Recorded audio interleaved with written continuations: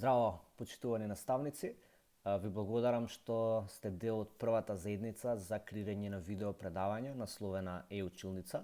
Идејата на Е-училница е да прерасне во своевидно видео училница, поделена по сите предмети посветени за оделенска настава од прво до девето оделение, која што ќе одговори на моменталната вонредна состојба која што постои во државата.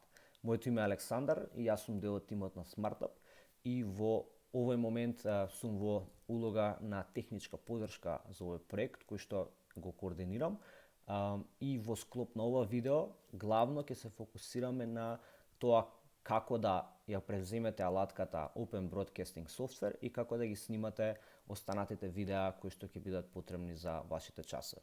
Меѓутоа, пред да преминеме во делот за подготовка на преземањето и инсталирањето на софтверот, накратко би сакал само да ве запознам со двата документи кои што ви беа пратени заедно со ова видео. Пред се, тоа се насоките за подобро снимање на видео предавање, каде што имаме неколку насоки во однос на тоа како најдобро да се позиционирате, каква позадина да одберете, осветлување во просторијата, како да изгледате и како да поставите осветлен и препознатлив курсор, за кој што и развивме посебно видео, кое што може да го погледнете. Тоа трае 5 минути и во истото накратко ќе ви ги објасниме сите потребни детали за да го инсталирате тој highlighted маус, односно маус кој што полесно се гледа за време на вашите предавања. Дополнително, дел од подесувањата кои што ќе ги работиме во ова видео се достапни и се екстензивно објаснети со помош на слики и насоки во склоп на самото упатство и верувам дека истите ќе бидат доволни за да ви помогнат да го инсталирате овој софтвер. Доколку не, на крајот е оставен мојот број и мојот имейл. Ве молам слободно исконтактирате ме со било какви технички прашања и подесувања кои што ви се потребни. Освен ова упатство, дополнително имаме изработено и уште едно упатство, односно препораки за креирање на добра PowerPoint презентација за Е-училница. Концептот на Е-училница ќе побара да се снимате за време на вашето предавање, меѓутоа истовремено да имате пуштена PowerPoint презентација која што ќе служи како ваша табла на некој начин. Насоките за подготовките на оваа презентација и за методолошката рамка за изработка на вашите предавања ќе ви биде доставена од страна на институциите, меѓутоа во моментов нашата улога е технички да ви помогнеме тоа се да тече како што треба.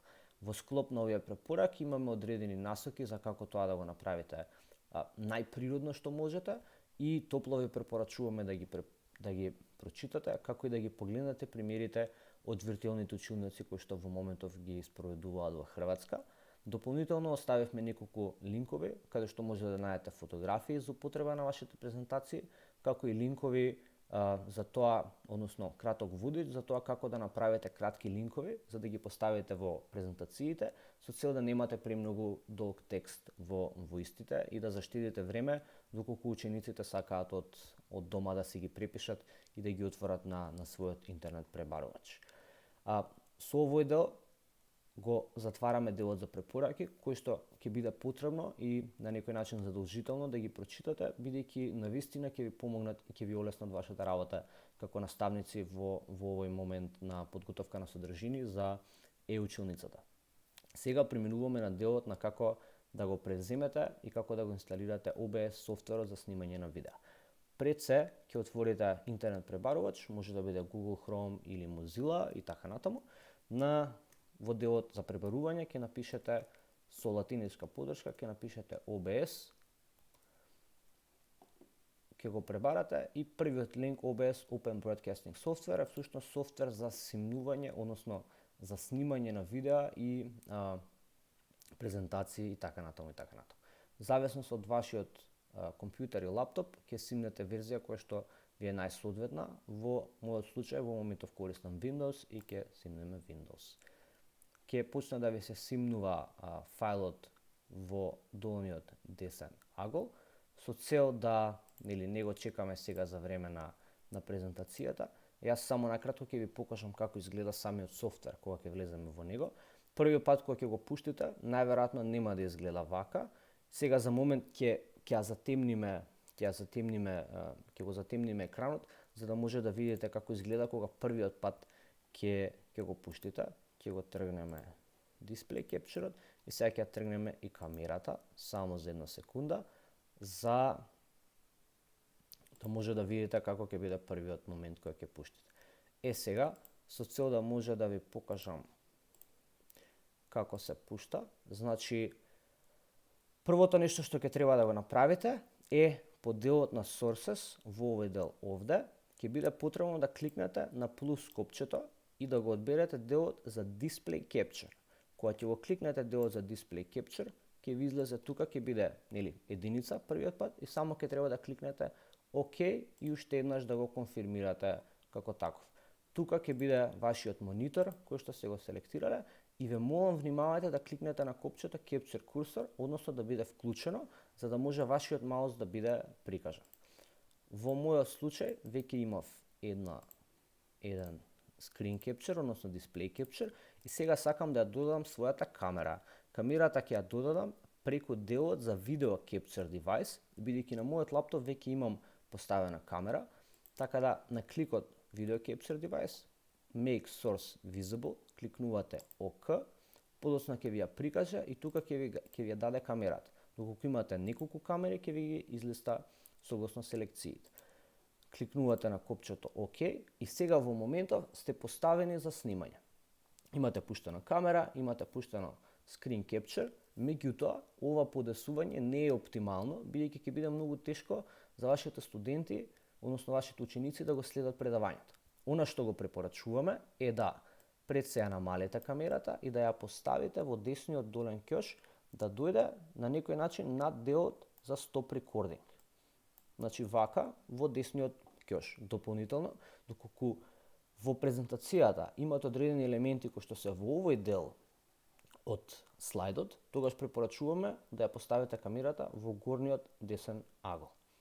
Внимавајте при изработката на вашите презентации, за да не се случи да овој дел, односно десниот дел од самата презентација, внимавајте да биде на некој начин не толку полн, со цел да не одвлекува премногу внимание од вас, бидејќи вашата фацијална експресија е многу важна за постигнување на ефектот кај учениците. Сега, за да може да снимиме добро и квалитетно видео, ќе биде потребно да направиме неколку подесувања, односно неколку settings да измениме и да ги провериме. За почеток, овој дел овде е главниот дел за контролирање, односно за гасење на апликацијата, за влегување во главните подесувања. Делот со Studio Mode е нешто што не ви е потребно, она што исто така не ви е потребно е делот со Start Streaming. Важниот дел е Stop Recording и Start Recording. На ова копче се почнува вашето предавање и се завршува. Доколку сакате да го паузирате предавањето, може да кликнете на Pause Recording и подоцна само да го продолжите. Кога ќе кликнете во делот на Settings, ќе излезе една ваков интерфейс, кој што од левата страна всушност ги прикажува главните можности кои што ви се понудени за подесувањето. Во делот на General не треба воопшто ништо да кликнете, во делот на Stream исто така, во делот на Output важно ви е следното подесување. Првичното подесување кое што ви е важно е делот со Recording 5 е делот каде што се снима, односно се сочувува вашето видео. Дефолт, односно самите почетни подесувања се наместени да видеата секогаш ви се снимаат на вашиот десктоп. Дополнително, во моментот кога снимате, не е возможно да ги измените подесувањата. Така да јас во моментов на снимање не можам да го направам тоа, меѓутоа овие две работи кои што сега ќе ви ги покажам се исклучително важни и задолжителни да ги направите за да имате видео со добар квалитет. Пред се потребно е во делот за Recording Quality да стиснете на High Quality Medium File Size, а во делот на Recording Format да кликнете, односно да го изберете селекцијата на MP4. Овие насоки за како да изгледаат сетингсот се исто така, уште еднаш ќе напоменам, се доста образложени во самото упатство и може да проверите како да ги отворите сите овие подесувања и како да ги наместите. Например, овде објаснуваме за како да се намести MP4 и High Quality Medium File Size како Recording Quality. Да се вратиме повторно во софтверот. Делот за аудио ви е важен доколку не ви го препознае микрофонот кој што ќе го користите. При снимањето препорачуваме да користите слушалки или да користите некаков хедфон, со цел да ја минимизирате надворешната фонија која што може да постои или пак да минимизирате звукот на вашиот клик или тестатура. Доколку не ви го препознае звукот, значи ќе биде потребно да проверувате, значи најчесто во делот на Mix Auxiliary Audio, тука ќе ви ги излиста сите можни аудио outputs кои што ги имате и ќе треба да одберете од овие. Наједноставно е да кликнете на Default и автоматски софтверот ќе го најде најоптималното решение, односно опција за вас. Следниот дел е мощно важен, односно тоа важи за делот за видео. Видео селекцијата во самата апликација е основна за тоа во кои размери, односно во која резолуција ќе биде снимено вашето видео. За почеток, најверојатно, output, односно scaled resolution е она во кој што вашето видео излегува. На почетокот може би да биде во различна димензија од оваа. Меѓутоа ќе биде потребно и задолжително да ја смените резолуцијата во 1920 на 1080 со цел да може да видеото биде добро за поголемиот дел на лаптопи и поголемиот дел на екрани, за да може да го прикачиме на YouTube. Значи, ова е нешто што е задолжително и повторно ќе напоменам е исто така објаснето во самото техничко упатство. Надвор од ова, добра практика е да се обидете FPS values, во моментов кај мене се поставени на 30, меѓутоа доколку имате добар компјутер или добар лаптоп, може да ги поставите да бидат и поголеми, односно да бидат на пример 60. Во делот на hotkeys и во делот на advanced воопшто нисто не стискат. Во вашиот случај кога ќе ги направите овие измени, ќе биде потребно да кликнете на копчето Apply и потоа на копчето OK. Важна работа е за да проверите дали вашиот микрофон добро се слуша, тоа може да го видите на овој дел овде. Првиот е десктоп аудио, кој што би се слушал доколку би ги изгасил слушалките, а вториот дел е наменет за вашите слушалки и буквално може да видите дека добро се слуша, меѓутоа и на истиот, доколку приметите дека сте многу гласни, може да го намалите и да го појачате и така натаму и така натаму. Кога ќе завршите со видеото, едноставно кликате на Stop Recording и го имате видеото на десктоп, ќе биде потребно да си го именувате и да ни го пратите по имейл согласно насоките кои што веќе сте ги добиле. Што е важно, на почетокот кога ќе го пуштите рекордингот, ќе биде потребно веднаш со Alt и Tab да влезете во вашата презентација, да си кликнете From Current Slide и едноставно почнувате со предавање. Вашата камера во моментов не ја гледате, меѓутоа вие се снимате во овој дел овде каде што сте си ја наместиле вашата видео камера.